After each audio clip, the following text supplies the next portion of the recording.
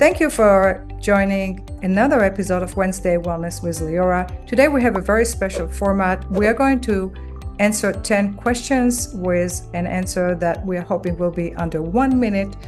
And we'll start with a category of safety and management of breast implant. But before we start with a question, I want to thank Dr. Randall Feingold. He is one of the leading experts in the United States. He's also the co-founder of New York Breast Reconstruction and Aesthetic Plastic Surgery. And I want to thank you so much for joining us this morning. Thank you, Leora. So let's dive into the first question. And this is about breast implant safety and management. What are the 3 important things you should know about breast implants? First, implants are not lifetime devices. There's the possibility that they're going to age out within 7, 10, 15 years. Nobody knows exactly, but the risk of a leak or rupture increases with time, and you should get periodic surveillance as per the FDA, although occasionally even an ultrasound may miss a ruptured implant. Okay, I'm going to move to the next question. What are the 3 signs you should consider removing your breast implants? Well, I think pain is a symptom that warrants investigation and may lead to implant removal. The other would be contracture. Contracture is where the body tightens around the implant and may cause not only pain, but it may shift the position or shape of the implant and make it hard. And the third would be a fluid collection. If a breast suddenly swells around an implant and the body is forming fluid around it, that's a warning sign. Thank you. Which are the breast implants that have been recalled by the FDA that women should know about? So in 2019, the Allergan company made a voluntary recall of implants that had a textured coating, a macro textured coating, specifically called Biocell coating. Biocell. Those exist in both saline implants and silicone implants, in shaped or anatomical implants, or round implants.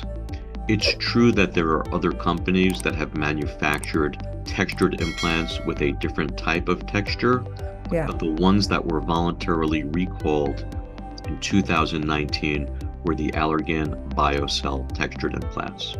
Okay, so what should women do when they know that the breast implant have been recalled? Well, they should see their plastic surgeon for an evaluation and discuss what the relative risks are. Because of the association between breast implant associated anaplastic large cell lymphoma, there is a percentage of women that seem to have developed this rare lymphoma of the breast implant capsule by 10 years, and there may be a higher risk by 20 years. So I think you would speak with your plastic surgeon, get an examination, get imaging, and ensure that there's no evidence of a disease, and then talk about a strategy for reducing that risk. So we're moving to explant surgery, and we're looking into a term that is called total intake capsulectomy. I know it has also another name, but I'll let you explain.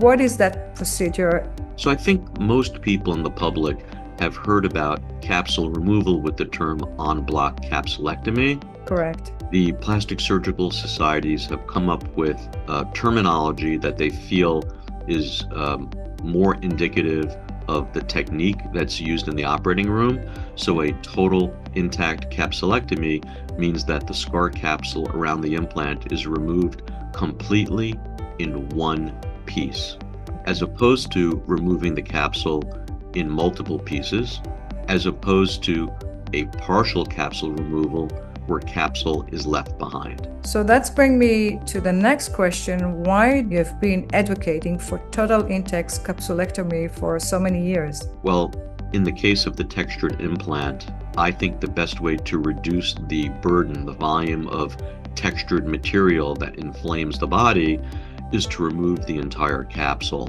And if you try to remove a textured implant and leave the capsule behind, it's so adherent to the capsule that we're probably shearing off particulate from the implant surface and leaving it behind in the capsule. So since the particulate is the inflammatory component, and if we're leaving it behind in the capsule, it doesn't make sense to me to leave any of that capsule behind if we're trying to theoretically maximize risk reduction.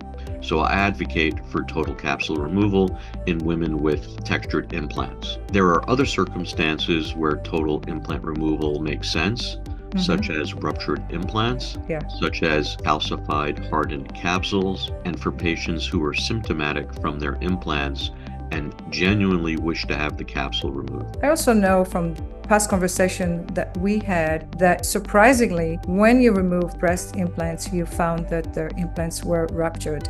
That certainly has happened. If I know someone has a ruptured implant and I'm removing a total intact capsule, I never see that leaking silicone gel until the capsule is out of the body and I open it on the back table. So there's no spillage or contact between that old disintegrating implant material and the breast that we're leaving behind. In the cases where I was surprised to find an unexpected rupture, again, there was no spillage, leakage, or unwarranted contact between that gel and the breast because I'm still removing the presumed intact implant within an intact capsule.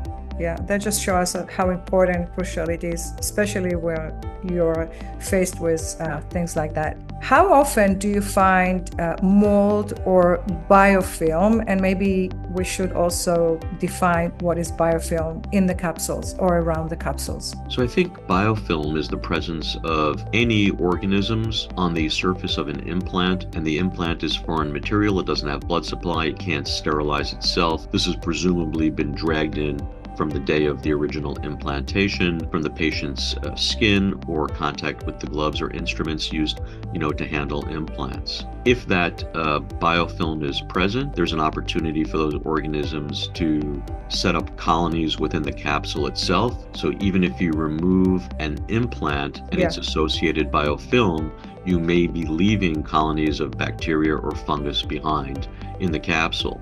Since I send all my capsules for pathology and also take samples of the lining of the capsule and send it for microbiology analysis, I know that about 25-30% of my patients have a bacterial colony in their capsule on one or both breasts. And it may only be once a year that I pick up a fungus or a yeast within the capsule. So it's uncommon, but it's not zero. So in that case, what is the most common treatment for mold or biofilm? Well, I think there has to be a conversation with the patient about whether they want any antibiotic or antifungal treatment after the capsulectomy. I think if you're an infectious disease expert and you heard that the implant was removed, you'd probably presume that the body can resolve the bacteria or fungus if it's left behind in the capsule, since there's no foreign body anymore. In the case where I perform total capsule removal, there isn't even any capsule behind to treat. I just don't know whether there's residual bacteria or fungus within the breast tissue if those colonies transverse the thickness of the capsule and they're within the breast. Breast is not entirely sterile by nature.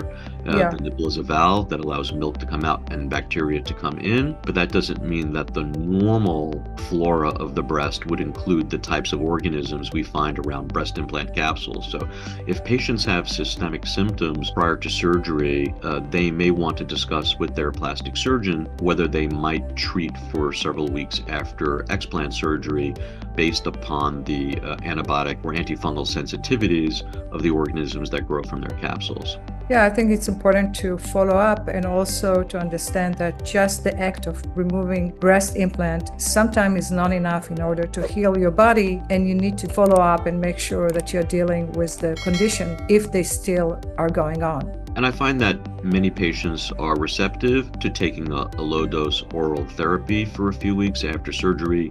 There's extremely low risk or symptoms associated with doing so. If someone feels that their symptoms have resolved relatively soon after surgery and they'd rather not take any further antibiotic therapy, then they may reasonably decide to pass on that. I think I forgot earlier on to ask you, what are the most common breast implant illness symptoms?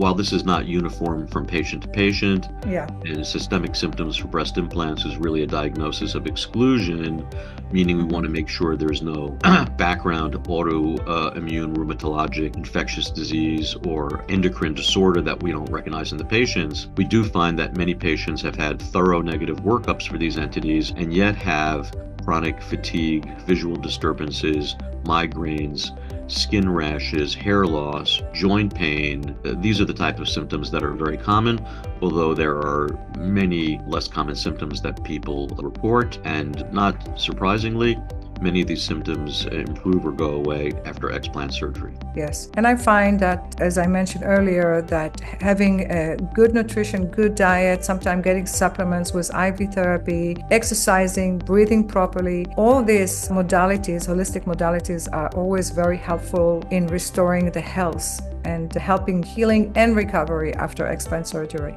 And I would point out that nutrition is very important, and it's not just for explant patients, it's for everybody.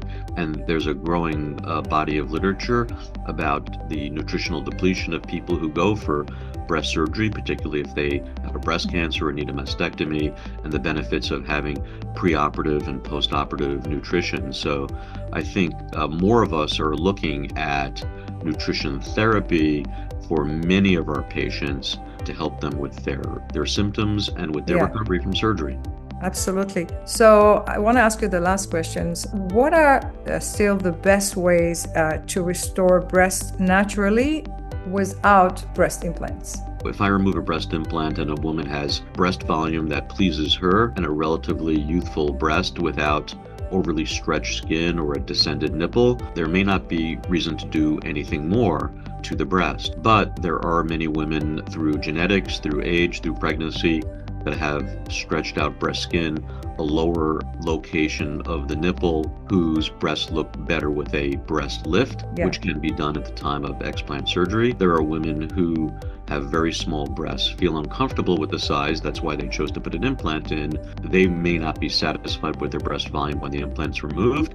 They may opt for autologous fat transfer, fat grafting from other parts of their body, which has a fairly high success rate, and it is absolutely safe, benign, doesn't cause breast cancer, and that can add half a cup of volume. I've certainly had patients with relatively large breasts who really don't need volume, they just need a lift, but the upper pole of the breast is somewhat deficient at the very top where it's hollow, and I may still do a small amount of fat grafting in those patients, and they may even feel that their result is better than the result they had with their implant. So breast lift, fat grafting, or a combination of both are safe to do at the time of explant. They certainly could be done in the future. There can even be additional stages of lifting or fat grafting in the future. These are simply things that a patient needs to be educated about, informed about, and then we'll respect their choices when it comes time to selection of all these procedures at the time of their explant. Yes, I'm an example of a person who did, and you were my doctor, did explant, and I did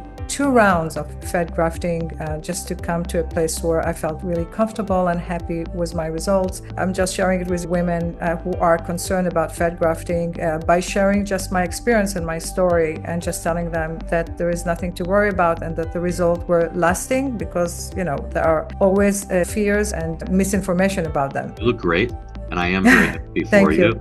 Fat grafting is universally done in many applications in breast surgery. Today, I do fat grafting for primary breast augmentation in young girls who do not want breast implants, or to correct asymmetries where one side is bigger or smaller than the other side. Again, preference for no implants.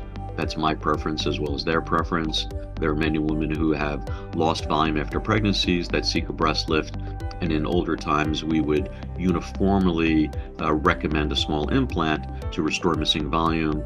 Now I use fat grafting, and fat grafting is done routinely in explant patients. And I would also add, fat grafting is very commonly done. It's an essential component of breast reconstruction in women who have mastectomies for breast cancer or gene mutation, and whether they have natural tissue reconstruction with flaps or implant reconstruction.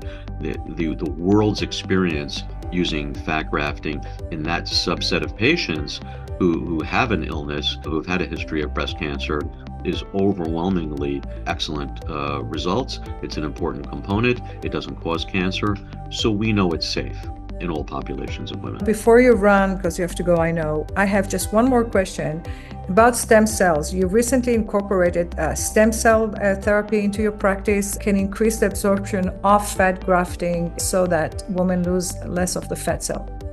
I don't add stem cells to fat when I transfer fat. We do use a platelet-rich fibrin matrix. Okay. It's a derivation of platelet-rich plasma, meaning we take a patient's blood and we take that component, and we do use that for skin health, either through microneedling and application through the skin or direct injection, especially in the scalp for hair loss.